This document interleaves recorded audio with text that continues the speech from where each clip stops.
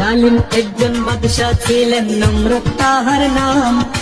ভেবেছিলেন আল্লাহর চাইতে তিনি শক্তিমান, মহান আল্লাহর সাথে যুদ্ধ করিতেন তিনি।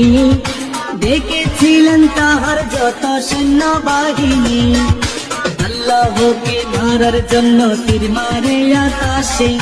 কাণ্ড দেখে আল্লাহ তাআলা হয়তো তখন হাসে।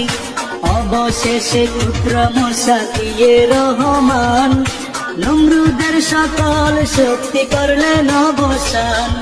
রাখি আল্লাহ মারে কে ঠিক রাখো ঈমান, মাছের পেটে বাঁচিয়েছিলেন ইউনুস নবীর প্রাণ। সকল ফয়সালা করে এক মহান আল্লাহ তাআলা, পাহাড় ভেঙে দরিয়া করে এই তো মাওলার খেলা। সকাল বেলার ধ্বনি আমরা ফকির সন্ধ্যা বেলা, সকাল বেলার ধ্বনি আমরা ফকির সন্ধ্যা বেলা।